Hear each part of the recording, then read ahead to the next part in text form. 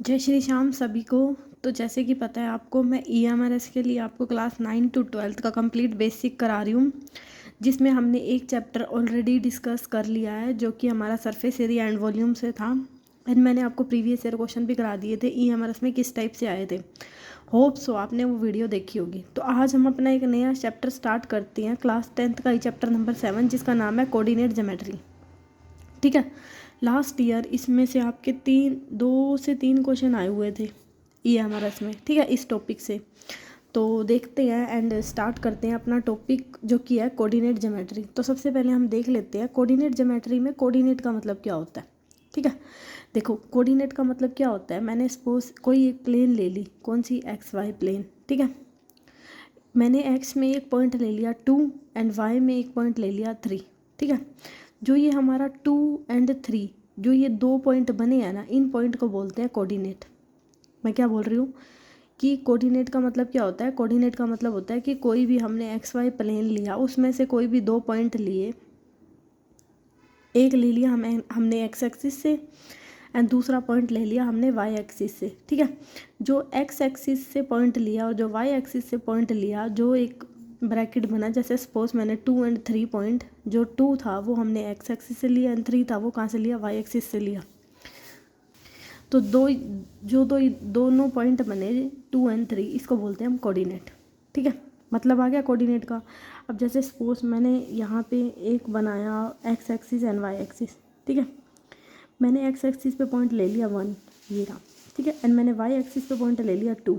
जब मैंने इन दोनों पॉइंटों को आपस में मिलाया तो यहाँ पे मेरे ये दोनों पॉइंट आके मिलेंगे 1 and 2। This is called the coordinate. ठीक है, यहाँ तक आ गया समझ में आपको। तो 1 एंड 2 जो ये पॉइंट आए, इन पॉइंट को बोलते हैं हम कोऑर्डिनेट। ठीक है, इतनी बात होगी क्लियर।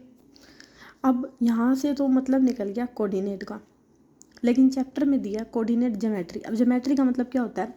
ज्योमेट्री का मतलब होता है कि कोई भी 2D शेप।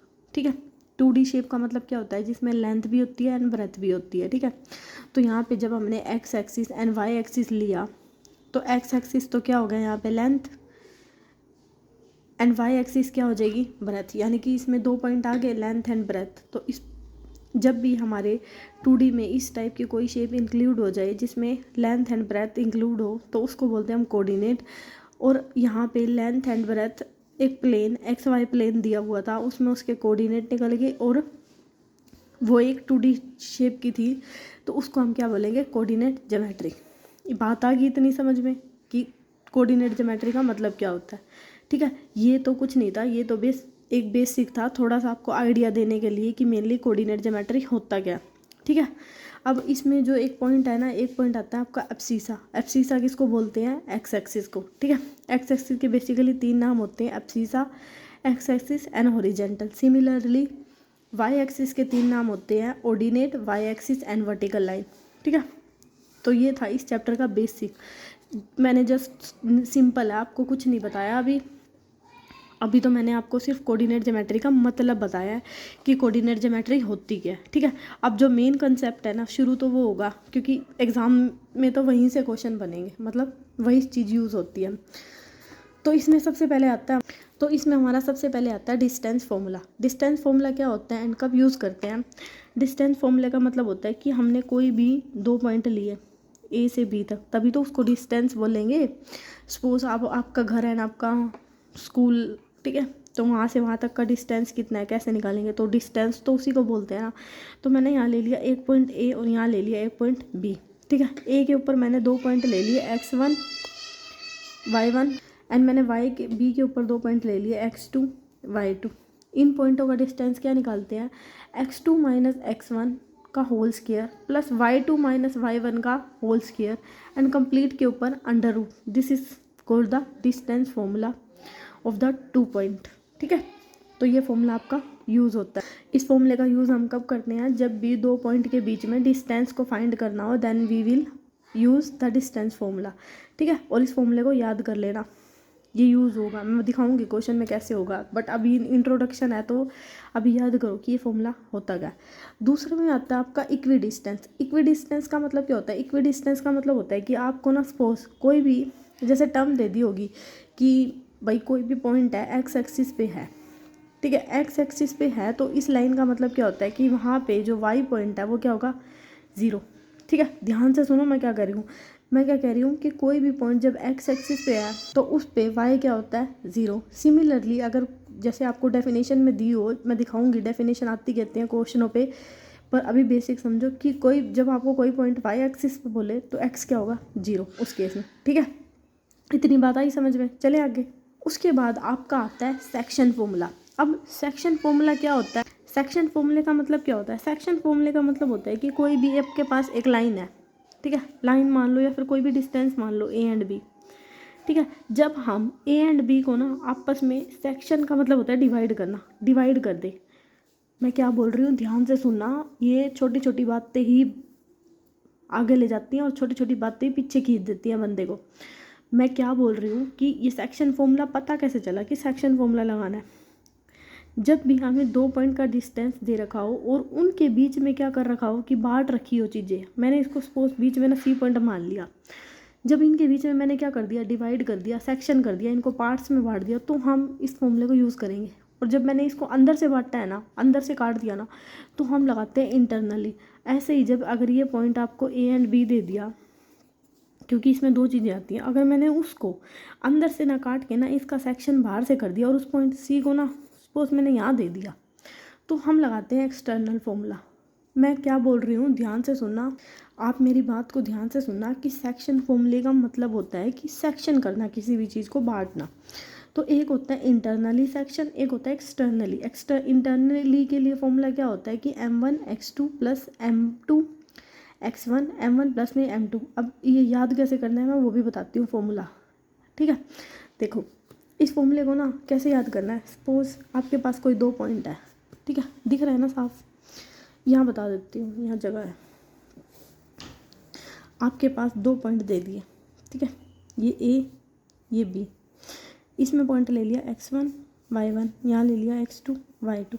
ठीक है, मैंने निकालना है इसका मिड पॉइंट।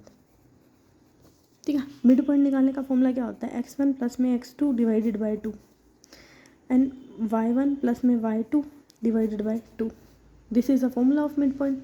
ठीक है, अब जहाँ पे आपका x1 था ना उसके साथ तो लगा दो जो x1 की टर्म थी उसके साथ लगा दो m2। मैं सिंपली याद करने का आपको फॉर्मूला ट्रिक बता रही हूँ, क्योंकि भूल जाते हो, मैं भी भूल जाती हूँ, मैं झूठ नहीं बोल रही। तो मैं आपको सिंपली याद करने का फॉर्मूला बता रही हूँ कि आप कभी नहीं भूलोगे अगर इस टाइप से सीखोगे। तो जहाँ पे आपका x1 है ना वहाँ तो लगा दो m2, और जहाँ पे आपका x2 है ना वहाँ लगा दो m1, और नीचे लगा दो m1 प्लस में m2।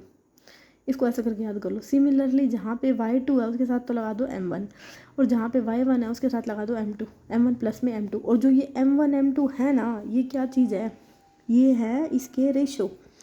जो हमने मान लो ये सेक्शन फॉर्मूला हमने सी बांटा ना, ये किस में बटेगा पता भी तो होना चाहिए भाई, इसको कितना हिस्सा मिलेगा, इसको कितना हिस्सा मिलेगा। तो यहाँ पे जो ये सेक्शन का हमने पार्ट किया ये है सेक्शन का रेशो। बात आ रही है समझ में, बहुत ही सिंपल वे में बता रही हूँ और बहुत ही आराम से बता रही हूँ कि सेक्शन फॉर्मूला क्या होता है, कहाँ पे यूज़ करना होता है। ठीक है, होप सो आपको समझ में आ रहा होगा। तो जो m1 m2 है ना ये रेशियो है, ठीक है, और कुछ नहीं है। और जो ये सी पॉइंट है ना, सी पॉइंट ही तो बांट रहे हैं हम, तो ये है सी पॉइंट, जो बाहर निकला ना वो सी पॉइंट है। यहाँ पे इनका रेशियो है, यहाँ पे a1 और b2 के पॉइंट है, ये x1 और x2। ठीक है, तो ये होता है सेक्शनल फॉर्मूला फॉर इंटरनल। अब एक्सटर्नल के लिए बोले तो बस सिंपली ना यहाँ पे माइनस आ जाएगा और कुछ नहीं है, और नीचे भी आ जाएगा माइनस, जहाँ जहाँ प्लस है ना वहाँ माइनस कर दो। That is the formula of external section formula. ठीक है, आगे समझ में बात। अब ये मिड पॉइंट मैंने आपको बता दिया ऑलरेडी यहाँ पे। ठीक है, ये वही पॉइंट लिखा हुआ है। और अब आता है area of triangle. Area of triangle क्या होता है, एरिया ऑफ ट्रायंगल का भाई सिंपली तुम फॉर्मूला ना याद कर लो, याद कर लो। ठीक है, इसके क्वेश्चन में आपको बार बार करोगे ना याद हो जाएगा। क्या होता है 1/2, यहाँ पे x1 x2 एंड x3। ठीक है, ये 2 है। अब देखो यहाँ x1 है ना तो बीच में 1 वाली टर्म नहीं आएगी। अब इसको कैसे याद करोगे, 1 2 3, देखो यहाँ पे x1 है ना तो 2 3 y2 माइनस y3। ठीक है, यहाँ x2 है ना, 2 के बाद क्या आता है 3, 3 के बाद 1, क्योंकि 1 2 3 में चल रहे हैं ना, हम यहाँ 2 आ गया तो 3 1। ठीक है। y3 माइनस में y1, अब x3 आ गया ना, 3 के बाद क्या आ गया 1 माइनस 2 y1 माइनस में y2, ठीक है। इसकी ये थोड़ा सा याद कर लेना मैं अपने अकॉर्डिंग। तो यहाँ तक समझ में आ गया, ठीक है। तो ये तो था बेसिक ऑफ कोऑर्डिनेट ज्योमेट्री, ठीक है, या फिर इंट्रोडक्शन लगा लो। तो कल हम इसके क्वेश्चन करेंगे एंड मैं दिखाऊंगी आपको किस टाइप से क्वेश्चन करने होते हैं, कैसे करने होते हैं। सो अभी के लिए इतना ही, मिलते हैं कल। Thank you so much.